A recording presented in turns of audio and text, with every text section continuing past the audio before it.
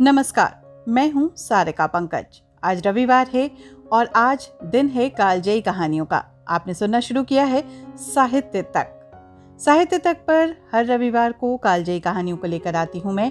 और आज की जो कहानी है वो बेहद अनूठी कहानी है जिसका नाम है एक्ट्रेस। इस कहानी को लिखा था प्रेमचंद ने। आइए सुनते हैं इस कहानी में एक्ट्रेस के विषय में उन्होंने क्या लिखा था। रंगमंच का पर्दा गिर गया। तारा देवी ने शकुंतला का पार्ट खेलकर दर्शकों को मुग्ध कर दिया था। जिस वक्त वो शकुंतला के रूप में राजा दुष्यंत के सम्मुख खड़ी ग्लानि, वेदना और तिरस्कार से उत्तेजित भावों को आग्नेय शब्दों में प्रकट कर रही थी, दर्शक वृंद शिष्टता के नियमों की उपेक्षा करके मंच की ओर उन्मत्तों की भांति दौड़ पड़े थे और तारा देवी का यशोगान करने लगे थे। कितने ही तो स्टेज पर चढ़ गए और तारा देवी के चरणों पर गिर पड़े। सारा स्टेज फूलों से पट गया था, यानी कि भर गया था। आभूषणों की वर्षा होने लगी। यदि उसी क्षण मेनका का विमान नीचे आकर उसे उड़ा न ले जाता तो कदाचित उस धक्कम धक्के में 10-5 आदमियों की जान पर तो बन ही जाती। मैनेजर ने तुरंत आकर दर्शकों को गुण ग्राहकता का धन्यवाद दिया और वादा किया कि वो दूसरे दिन भी फिर वही तमाशा करवाएंगे। तब जाकर लोगों का मोहोन्माद शांत हुआ। मगर एक युवक उस वक्त भी मंच पर खड़ा रहा। लंबे कद का था, तेजस्वी मुद्रा, कुंदन सा देवताओं जैसा स्वरूप, गठी हुई देह, मुख से एक ज्योति सी प्रस्फुटित हो रही थी, यानी कि वो तेज चेहरे पर आ रहा था। कोई राजकुमार मालूम होता था। जब सारे दर्शक गण बाहर निकल गए, उसने मैनेजर से पूछा, क्या तारा देवी से एक क्षण के लिए मिल सकता हूं? मैनेजर ने उपेक्षा के भाव से कहा, हमारे यहां ऐसा नियम नहीं है। युवक ने फिर पूछा, क्या आप मेरा कोई पत्र उनके पास भेज सकते हैं? मैनेजर ने उसी उपेक्षा के भाव से कहा, जी नहीं, क्षमा कीजिएगा, यह हमारे नियमों के विरुद्ध है। युवक ने कुछ और न कहा। निराश होकर स्टेज के नीचे उतर पड़ा और बाहर जाना ही चाहता था कि तभी मैनेजर ने उससे पूछा, जरा ठहर जाइए, आपका कार्ड? युवक ने जेब से कागज का एक टुकड़ा निकालकर कुछ लिखा और दे दिया। मैनेजर ने पुर्जे को उड़ती हुई निगाह से देखा। कुंवर निर्मल कांत चौधरी, OBE। मैनेजर की कठोर मुद्रा कोमल हो गई। कुंवर निर्मल कांत शहर के सबसे बड़े रईस और ताल्लुकदार, साहित्य के उज्जवल रत्न, संगीत के सिद्धहस्त आचार्य, उच्च कोटि के विद्वान, 8-10 लाख सालाना के नफेदार, जिनके दान से देश की कितनी ही संस्थाएं चलती थी, इस समय एक क्षुद्र प्रार्थी के रूप में खड़े थे। मैनेजर अपने उपेक्षा भाव पर लज्जित हो गया। विनम्र शब्दों में बोला, क्षमा कीजिएगा, मुझसे बड़ा अपराध हुआ है। मैं अभी तारा देवी के पास हुजूर का कार्ड लिए जाता हूँ। कुंवर साहब ने उससे रुकने का इशारा करके कहा, नहीं नहीं, अभी रहने ही दीजिए, मैं कल 5 बजे फिर आऊंगा। इस वक्त तारा देवी को कष्ट होगा, ये उनके विश्राम का समय है। मैनेजर ने कहा, मुझे विश्वास है कि वो आपकी खातिर इतना कष्ट तो सहर्ष स्वीकार कर लेंगी। मैं 1 मिनट में आता हूँ। किंतु कुंवर साहब अपना परिचय देने के बाद अपनी आतुरता पर संयम का पर्दा डालने के लिए विवश थे। मैनेजर को सज्जनता का धन्यवाद दिया और कल आने का वादा करके चले गए। तारा एक साफ सुथरे और सजे हुए कमरे में मेज के सामने किसी विचार में मग्न बैठी थी। रात का वो दृश्य उसकी आंखों के सामने नाच रहा था। ऐसे दिन जीवन में क्या बार बार आते हैं? कितने मनुष्य उसके दर्शनों के लिए विकल हो एक दूसरे पर फट पड़ते थे। कितनों को उसने पैरों से ठुकरा दिया था। हाँ, ठुकरा ही तो दिया था, मगर उस समूह में केवल एक दिव्य मूर्ति अविचलित रूप से खड़ी थी। उसकी आंखों में कितना गंभीर अनुराग था, कितना दृढ़ संकल्प। ऐसा जान पड़ता था मानो दोनों नेत्र उसके हृदय में चुभे जा रहे हों। आज फिर उस पुरुष के दर्शन होंगे या नहीं, कौन जानता है। लेकिन यदि आज उनके दर्शन हुए तो तारा उनसे एक बार बातचीत किए बिना जाने नहीं देगी। ये सोचते हुए उसने आईने की ओर देखा। कमल का फूल सा खिला था। कौन कह सकता था कि वो नव विकसित पुष्प 33 वसंतों की बहार देख चुका है। वो कांति, वो कोमलता, वो चपलता, वो माधुर्य किसी नवयौवना को लज्जित कर सकता था। तारा एक बार फिर हृदय में प्रेम दीपक जला बैठी। आज से 20 साल पहले एक बार उसको प्रेम का कटु अनुभव हो चुका है। तब से वो एक प्रकार का वैधव्य जीवन व्यतीत करती रही। कितने प्रेमियों ने अपना हृदय उसको भेंट करना चाहा था, पर उसने किसी की ओर आंख उठाकर भी न देखा। उसे उनके प्रेम में कपट की गंध आती थी, मगर आज उसका संयम उसके हाथ से निकल गया। एक बार फिर आज उसे हृदय में उसी मधुर वेदना का अनुभव हुआ जो 20 साल पहले हुआ था। एक पुरुष का सौम्य स्वरूप उसकी आंखों में बस गया। हृदय पट पर खिंच गया। उसे वो किसी तरह भूल न सकती थी। उसी पुरुष को उसने मोटर पर जाते देखा होता तो कदाचित उधर ध्यान भी न करती, पर उसे अपने सम्मुख प्रेम का उपहार हाथ में लिए देखकर वो स्थिर न रह सकी। सहसा दाई ने आकर कहा, बाई जी, रात की सब चीजें रखी हुई हैं, कहिए तो लाऊं? तारा ने कहा, नहीं, मेरे पास चीजें लाने की जरूरत नहीं, मगर ठहरो, क्या क्या चीजें हैं? ढेर का ढेर तो लगा है बाई जी, कहाँ तक गिनाऊं? अशर्फियां हैं, ब्रूचेस, बाल के पेन, बटन, लॉकेट, अंगूठियां, सभी तो हैं। एक छोटे से डिब्बे में एक सुंदर हार है। मैंने आज तक वैसा हार नहीं देखा। सब संदूक में रख दिया है। अच्छा, वो संदूक मेरे पास ला जरा। दाई ने संदूक लाकर मेज पर रख दिया। उधर एक लड़के ने एक पत्र लाकर तारा को दिया। तारा ने पत्र को उत्सुक नेत्रों से देखा। कुंवर निर्मल कांत OBE। लड़के से पूछा, ये पत्र किसने दिया? वो तो नहीं जो रेशमी साफा बांधे हुए थे? लड़के ने केवल इतना ही कहा, मैनेजर साहब ने दिया है, और लपका हुआ बाहर चला गया। संदूक में सबसे पहले डिब्बा नजर आया। तारा ने उसे खोला तो सच्चे मोतियों का सुंदर सा हार था। डिब्बे में एक तरफ एक कार्ड भी था। तारा ने लपक कर उसे निकाल लिया और पढ़ा, कुंवर निर्मल कांत। कार्ड उसके हाथ से छूटकर गिर पड़ा। वो झपट कर कुर्सी से उठी और बड़े वेग से कई कमरों और बरामदों को पार करती मैनेजर के सामने आकर खड़ी हो गई। मैनेजर ने खड़े होकर उसका स्वागत किया और बोला, मैं रात की सफलता पर आपको बधाई देता हूं। तारा ने खड़े खड़े पूछा, कुंवर निर्मल कांत क्या बाहर हैं? लड़का पत्र देकर भाग गया। मैं उससे कुछ पूछ न सकी। कुंवर साहब का रुक्का तो तुम्हारे चले जाने के बाद मिला था, तो आपने उसी वक्त मेरे पास क्यों न भेज दिया? मैनेजर ने दबी जबान से कहा, मैंने समझा तुम आराम कर रही होगी, कष्ट देना उचित न समझा। और भाई साफ बात यह है कि मैं डर रहा था कहीं कुंवर साहब को तुमसे मिलाकर तुम्हें खो न बैठूं। अगर मैं औरत होता तो उसी वक्त उनके पीछे हो लेता। ऐसा देवरूप पुरुष मैंने आज तक नहीं देखा। वही जो रेशमी साफा बांधे खड़े थे तुम्हारे सामने, तुमने भी तो देखा था। तारा ने मानो अर्ध निद्रा की दशा में कहा, हाँ देखा तो था। क्या ये फिर आएंगे? हाँ, आज 5 बजे शाम को। बड़े विद्वान आदमी हैं और इस शहर के सबसे बड़े रईस। तारा ने कहा, आज मैं रिहर्सल में नहीं आऊंगी, कुंवर साहब आ रहे होंगे। तारा आईने के सामने बैठी है और दाई उसका श्रृंगार कर रही है। श्रृंगार भी इस जमाने में एक विद्या है। पहले परिपाटी के अनुसार ही श्रृंगार किया जाता था।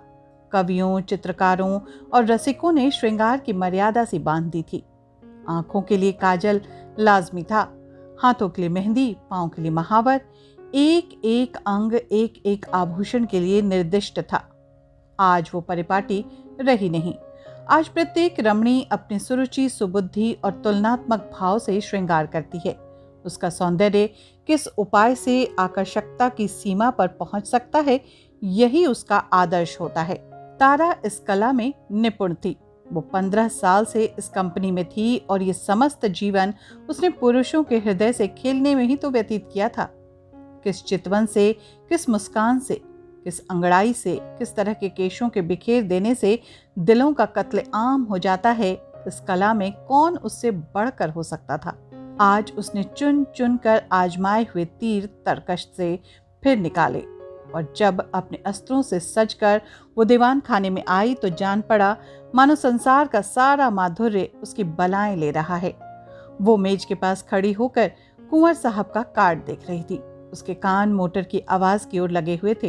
वो चाहती थी कुंवर साहब इसी वक्त आ जाएं और उसे इसी अंदाज से वो उसके अंग प्रत्यंगों की पूर्ण छवि देख सकते थे।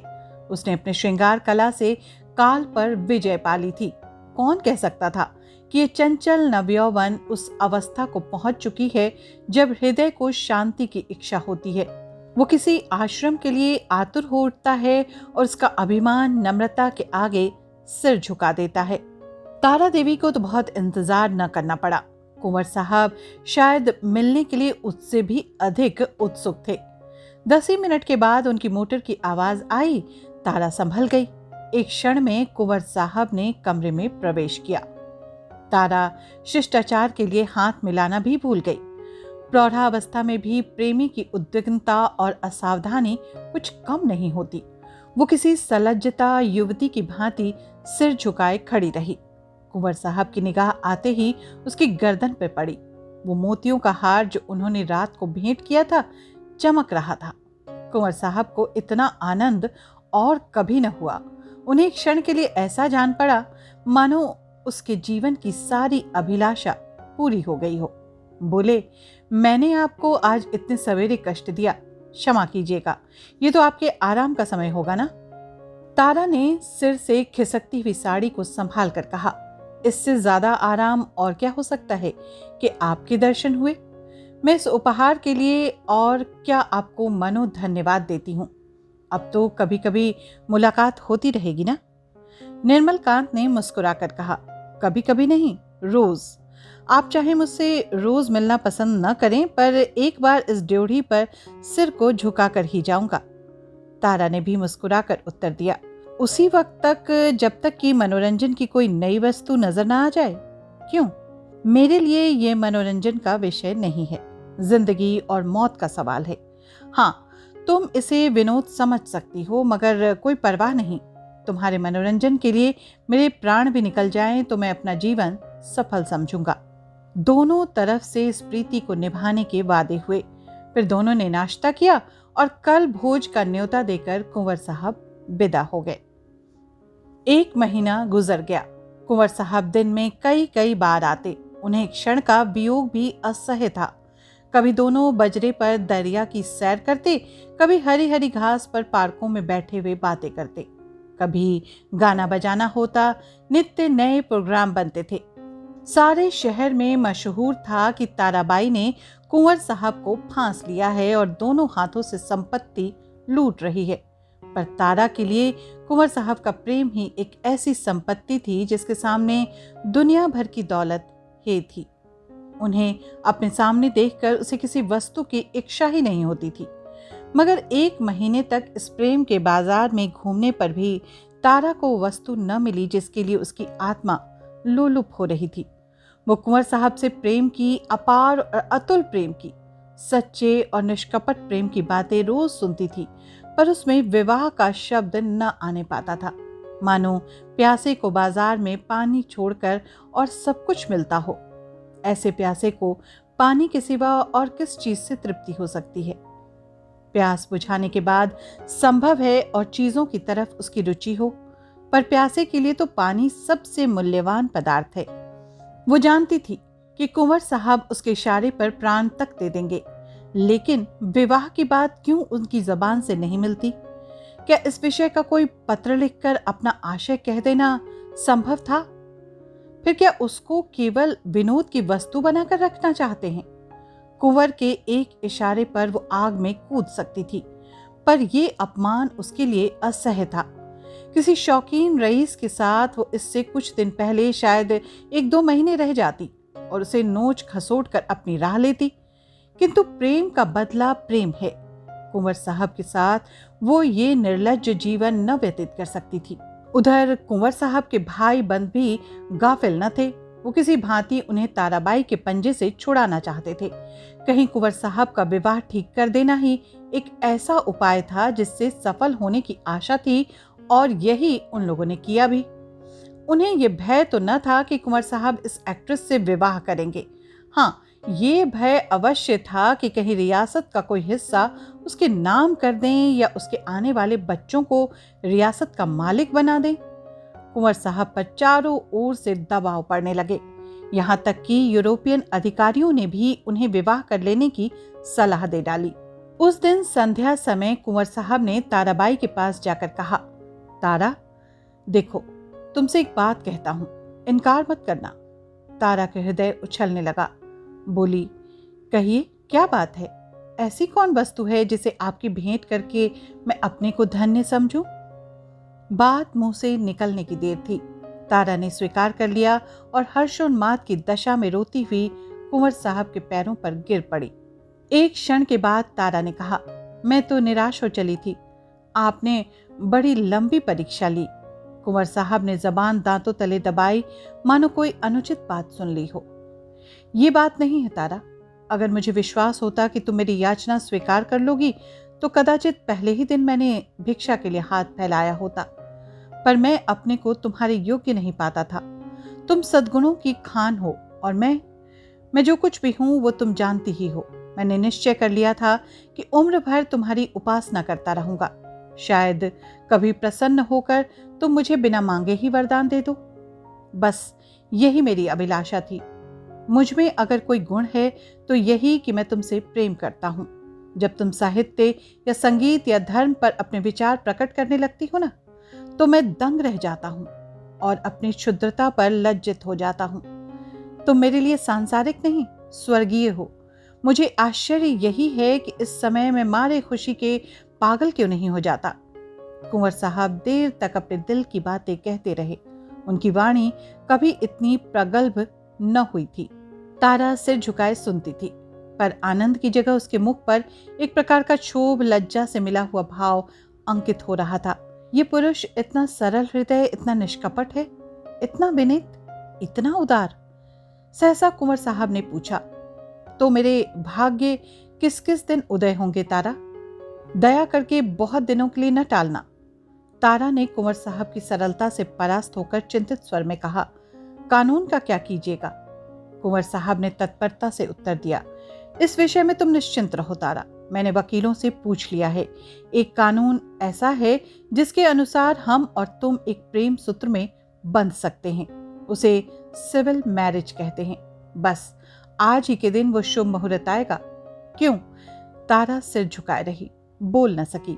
मैं प्रातःकाल आ जाऊंगा, तैयार रहना। तारा सिर झुकाए रही, मुंह से एक शब्द न निकला। कुंवर साहब चले गए, पर तारा वहीं मूर्ति की भांति बैठी रही। पुरुषों के हृदय से क्रीड़ा करने वाली चतुर नारी क्यों इतनी विमूढ़ हो गई है? विवाह एक दिन और बाकी है। तारा को चारों ओर से बधाइयां मिल रही हैं। थिएटर के सभी स्त्री पुरुषों ने अपनी सामर्थ्य के अनुसार उसे अच्छे अच्छे उपहार दिए हैं।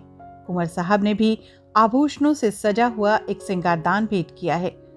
उनके 2-4 अंतरंग मित्रों ने भांति भांति के सौगात भेजे हैं, पर तारा के सुंदर मुख पर हर्ष की रेखा भी नहीं नजर आती।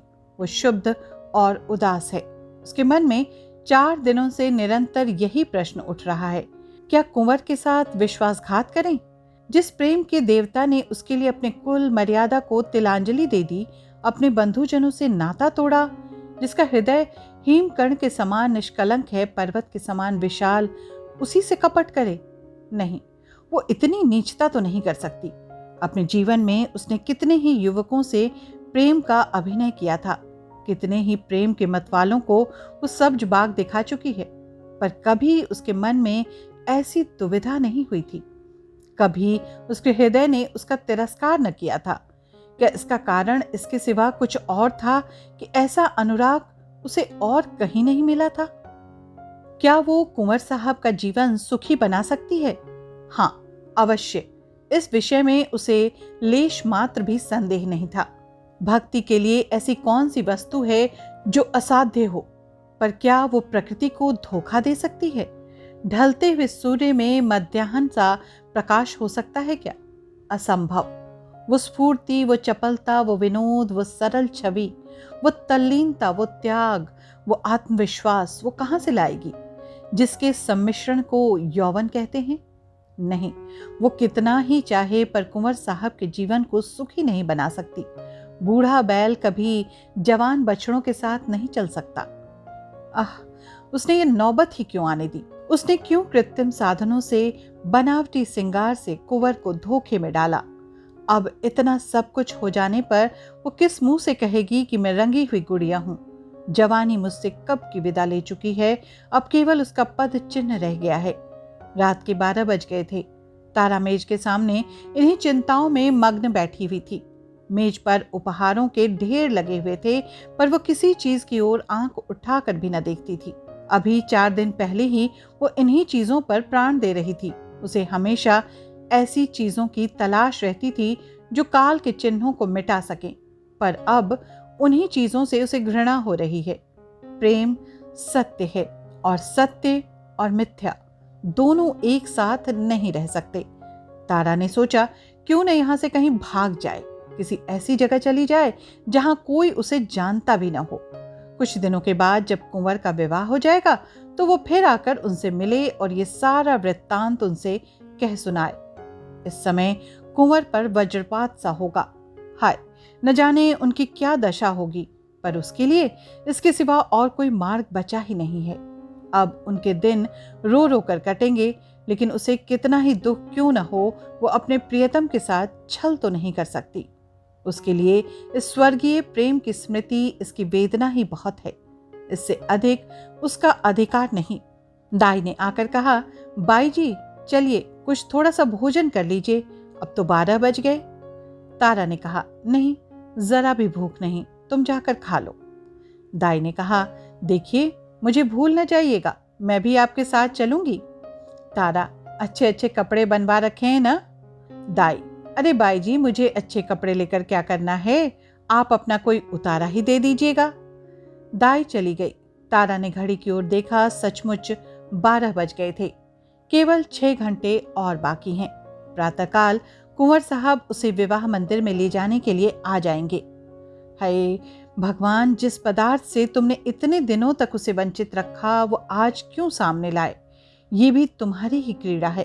तारा ने एक सफेद साड़ी पहन ली, सारे आभूषण उतार कर रख दिए। गर्म पानी मौजूद था, साबुन और पानी से मुंह धोया और आईने के सम्मुख जाकर खड़ी हो गई। कहाँ थी वो छवि, वो ज्योति जो आंखों को लुभा लेती थी? रूप वही था, पर कांति कहाँ? अब भी वो यौवन का स्वांग भर सकती है क्या? तारा को अब वहां एक क्षण भी और रहना कठिन हो गया। मेज पर फैले हुए आभूषण और विलास की सामग्रियां मानो उसे काटने लगीं। ये कृत्रिम जीवन असह्य हो उठा। खस की टट्टियों और बिजली के पंखों से सजा हुआ शीतल भवन उसे भट्ठी के समान तपाने लगा। उसने सोचा, कहाँ भाग कर जाऊं? रेल से भागती हूं तो भागने न पाऊंगी। सवेरे ही कुंवर साहब के आदमी छूटेंगे और चारों तरफ मेरी तलाश होने लगेगी। वो ऐसे रास्ते से जाएगी जिधर किसी का ख्याल भी न जाए। तारा के हृदय इस समय गर्व से छलका पड़ता था। वो दुखी नहीं थी, निराश भी नहीं थी। फिर कुंवर साहब से मिलेगी, किंतु वो निस्वार्थ संयोग होगा। प्रेम के बनाए हुए कर्तव्य मार्ग पर चल रही है, फिर दुख क्यों हो और निराश क्यों हो भला? सहसा उसे ख्याल आया, ऐसा न हो कुंवर साहब उसे वहां न पाकर शोक विवलता की दशा में अनर्थ कर बैठें। इस कल्पना से उसके रोंगटे खड़े हो गए। एक क्षण के लिए उसका मन कातर हो उठा। फिर वो मेज पर जा बैठी और ये पत्र लिखने लगी। प्रियतम, मुझे क्षमा करना, मैं अपने को तुम्हारी दासी बनने के योग्य नहीं पाती। तुमने मुझे प्रेम का वो स्वरूप दिखा दिया जिसकी इस जीवन में मैं आशा नहीं कर सकती थी। मेरे लिए इतना ही बहुत है। मैं जब जीऊंगी तुम्हारे प्रेम में मग्न रहूंगी। मुझे ऐसा जान पड़ रहा है कि प्रेम की स्मृति में प्रेम के भोग से कहीं अधिक माधुर्य और आनंद है। मैं फिर आऊंगी, फिर तुम्हारे दर्शन करूंगी, लेकिन उसी दशा में जब तुम विवाह कर लोगे। यही मेरे लौटने की शर्त है। मेरे प्राणों के प्राण, मुझसे नाराज न होना। ये आभूषण जो तुमने मेरे लिए भेजे थे, अपनी ओर से नववधू के लिए छोड़े जाती हूँ। केवल वो मोतियों का हार जो तुम्हारे प्रेम का पहला उपहार है, अपने साथ लिए जा रही हूँ। तुमसे हाथ जोड़कर कहती हूँ, मेरी तलाश न करना। मैं तुम्हारी हूँ और सदा तुम्हारी ही रहूंगी। तुम्हारी तारा। ये पत्र लिखकर तारा ने मेज पर रख दिया, मोतियों का हार गले में डाला और बाहर निकल आई। थिएटर हॉल से संगीत की ध्वनि आ रही थी। एक क्षण के लिए उसके पैर बंध गए। 15 वर्षों का पुराना संबंध आज टूट रहा था। सहसा उसने मैनेजर को आते देखा, उसका कलेजा धक से हो गया। बड़ी तेजी से लपक कर दीवार की आड़ में खड़ी हो गई। ज्यों ही मैनेजर निकल गया, वो खाते के बाहर आई और कुछ दूर गलियों में चलने के बाद उसने गंगा का रास्ता पकड़ा। गंगा तट पर सन्नाटा छाया हुआ था। 10-5 साधु बैरागी धूनियों के सामने लेटे थे। 10-5 यात्री कंबल जमीन पर बिछाए सो रहे थे। गंगा किसी विशाल सर्प की भांति रेंगती हुई चली जाती थी। एक छोटी सी नौका किनारे पर लगी हुई थी। मल्लाह नौका में बैठा हुआ था। तारा ने मल्लाह को पुकारा, ओ माझी, उस पार नाव ले चलेगा? माझी ने जवाब दिया, इतनी रात गए नाव न जाई। मगर दूनी मजदूरी की बात सुनकर उसने डांड उठाया और नाव को खोलता हुआ बोला, सरकार उस पार कहाँ गई हैं? उस पार एक गांव में जाना है। मुदा इतनी रात गए कौनो सवारी सिकरी न मिली। कोई हर्ज नहीं, तो मुझे उस पार पहुंचा दो। माझी ने नाव खोल दी। तारा उस पार जा बैठी और नौका मंद गति से चलने लगी, मानो जीव स्वप्न साम्राज्य में विचर रहा हो। इसी समय एकादशी का चांद पृथ्वी से उस पार अपनी उज्जवल नौका खेता हुआ निकला और व्योम सागर को पार करने लगा। मुंशी प्रेमचंद विश्व साहित्य के ऐसे अनूठे कलमकार हैं जिनकी कहानियों उपन्यासों का कोई जोड़ नहीं। वो एक साथ गांव के भी हैं तो शहर के भी, स्त्री के भी हैं तो पुरुष के भी, पुरातन भी हैं तो आधुनिक भी, समस्याओं के रचनाकार हैं तो सुधार के भी। हिंदी जानने वाला शायद ही कोई ऐसा व्यक्ति हो जिसने मुंशी प्रेमचंद का नाम न सुना हो। वो उर्दू में भी लिखते थे और हिंदी में भी। उन्होंने लगभग 1.5 दर्जन उपन्यास और 300 से भी अधिक कहानियां लिखी। इसी 8 अक्टूबर को उपन्यास सम्राट प्रेमचंद की पुण्यतिथि थी। इसलिए कालजयी कहानियों की कड़ी में मैं सारिका पंकज उनकी लिखी हुई अनूठी कहानी एक्ट्रेस लेकर आपके समक्ष हाजिर थी। आपने सुनी कहानी? कमेंट में जरूर बताइए कि आपको ये कहानी कैसी लगी। अगले रविवार को किसी नई कालजयी कहानी के साथ फिर मिलूंगी। तब तक के लिए दीजिए अनुमति। नमस्कार।